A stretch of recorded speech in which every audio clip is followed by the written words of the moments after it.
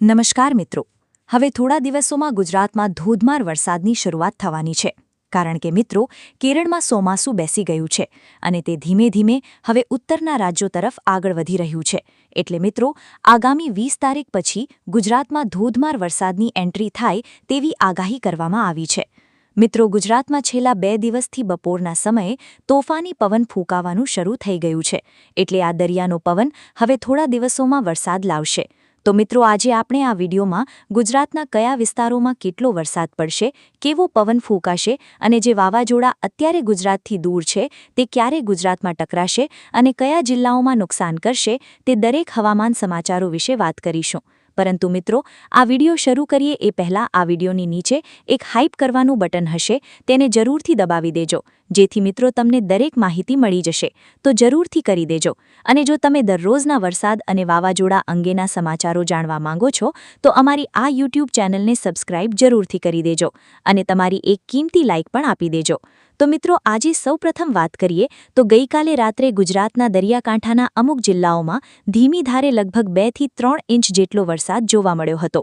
અત્યારે મિત્રો, સૌરાષ્ટ્ર પંથકોમાં એક ભારે વરસાદી વાવાઝોડું સક્રિય થયું છે, જેના કારણે આવનારા 2 થી 3 દિવસ સુધી હજુ પણ વરસાદ જોવા મળી શકે છે. અત્યારે મિત્રો, ગુજરાતમાં રાત્રિના સમયે આશરે 120 કિલોમીટર પ્રતિ કલાકની ઝડપે પવન ફૂંકાઈ રહ્યો છે, જે ચોમાસુ ઋતુના વરસાદના સંકેતો આપે છે. આજે હવામાન વિભાગે જણાવ્યું છે કે કેરળમાં લગભગ 20 તારીખ આસપાસ ચોમાસું શરૂ થવાનું છે અને આ ચોમાસાના વરસાદને ગુજરાત સુધી આવતા 15 દિવસ જેટલો સમય લાગતો હોય છે. એટલે ગુજરાતમાં હવે આગામી 5 જૂન આસપાસ ચોમાસું શરૂ થાય તેવી આગાહી કરવામાં આવી છે. મિત્રો, ગુજરાતમાં આ વર્ષે ચોમાસું તોફાની પવન અને વાવાઝોડા સાથે એન્ટ્રી કરશે. મિત્રો, ગુજરાત ઉપરથી લગભગ 3 મોટા વરસાદી વાવાઝોડા પસાર થવાના છે. એટલે આ વર્ષે ગુજરાતમાં આંધી તોફાનો આવવાના છે. હાલ મિત્રો, ગુજરાતની નીચેના ભાગોમાં વરસાદ શરૂ થઈ ગયો છે અને તે હવે ગુજરાતના સૌરાષ્ટ્રના ભાગો સાથે ટકરાશે અને 2 થી 3 દિવસોમાં હળવો વરસાદ શરૂ થઈ જશે, જેના કારણે સૌરાષ્ટ્રના ભાગોમાં સૌપ્રથમ ચોમાસું શરૂ થાય તેવી શક્યતાઓ છે અને આ જિલ્લાઓમાં ભારે તોફાન પણ આવશે. મિત્રો, થોડા દિવસ પહેલા બંગાળની ખાડીમાં એક મોટું વાવાઝોડું શરૂ થયું હતું, જે ધીમે ધીમે આગળ વધીને મધ્ય ભારત સુધી પહોંચી ગયું છે અને તે હજુ પણ આગળ વધીને ગુજરાત સાથે ટકરાશે અને ત્યાંથી અરબ સાગરમાં સમાઈ જશે. એટલે મિત્રો, આ વાવાઝોડાને કારણે ગુજરાતમાં ભારે તોફાન આવવાનું છે અને તોફાની પવન અને વરસાદ પણ ભૂકા બોલાવશે. હાલ સૌરાષ્ટ્રના અમદાવાદ, સુરત, વેરાવળ અને જામનગર જિલ્લાઓ નજીક ભારે તોફાન શરૂ થયું છે. એટલે આ વિસ્તારોના લોકો સાવધાન થઈ જજો. રાત્રિના સમયે ભારે પવન ફૂંકાશે અને દિવસે હળવો વરસાદ પણ પડી શકે છે. એટલે આ વિસ્તારોના ખેડૂતો પણ સાવધાન થઈ જજો, જેથી મોટું નુકસાન ન થાય. ત્યાર પછી મિત્રો, હાલ દરિયા વિસ્તારોમાં હાલ શરૂ થઈ ગઈ છે. એટલે હવે દરિયામાંથી તોફાની પવન અને વરસાદ ધીમે ધીમે ગુજરાત તરફ આગળ વધી રહ્યો છે. જેમાં મિત્રો, ખાસ કરીને અરબ સાગરમાં જે વાવાઝોડું શરૂ થયું છે તેના કારણે ગુજરાતમાં ભારે અસર જોવા મળી શકે છે. આ વાવાઝોડા ઉપર નજર કરતા હવામાન વિભાગે જણાવ્યું છે કે આ વર્ષે ગુજરાતમાં 100% કરતાં પણ વધારે વરસાદ પડે તેવી શક્યતાઓ છે. આજે મિત્રો, હવામાન વિભાગે વરસાદ ઉપર નજર કરતા જણાવ્યું છે કે ગુજરાતમાં 25 તારીખ પછી ચોમાસા ઋતુની અસર જોવા મળશે. એટલે કે તોફાની પવન ફૂંકાવાનું શરૂ થઈ જશે અને અમુક ગામડાઓમાં હળવો વરસાદ પણ પડી શકે છે. અંબાલાલ પટેલે પણ જણાવ્યું છે કે હવે તોફાની પવન ફૂંકાશે અને ધીમે ધીમે વરસાદ શરૂ થશે, જેમાં સૌરાષ્ટ્રના દરિયાકાંઠાના વિસ્તારોમાં આ વર્ષે પૂર આવશે અને અમુક ઘરોમાં પાણી પણ ઘૂસી શકે છે.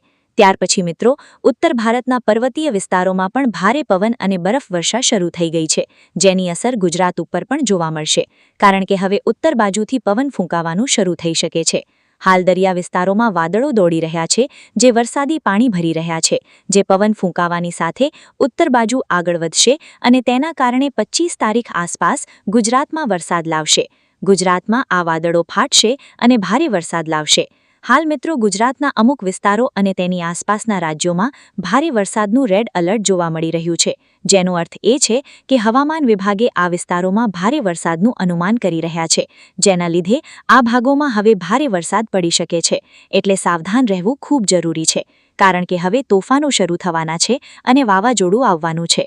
હાલ કેરળના દરિયાકાંઠે મોટું વાવાઝોડું ટકરાયું છે, જેના કારણે છેલ્લા 2 દિવસથી કેરળમાં ધોધમાર વરસાદ પડી રહ્યો છે અને હવે આ વાવાઝોડું અને વરસાદ ઉત્તરના ભાગો તરફ આગળ વધતું જોવા મળી રહ્યું છે, જે થોડા દિવસોમાં ગુજરાત સાથે ટકરાશે અને ભારે વરસાદ લાવશે. હવે મધ્ય ભારતના વિસ્તારોમાં અને ગુજરાતમાં ચોમાસું શરૂ થવામાં વાર નથી. અત્યારે મિત્રો, આ વિસ્તારોમાં ભારે વાવાઝોડાને કારણે રેડ એલર્ટ આપવામાં આવ્યું છે. ત્યાર પછી મિત્રો, ગુજરાતના દરિયા કિનારે એક નજર કરવામાં આવે તો હાલ ગુજરાતનો દરિયો કરંટ મારી રહ્યો છે, જે આંધી અને વંટોળ આવશે તેવા સંકેતો આપી રહ્યા છે.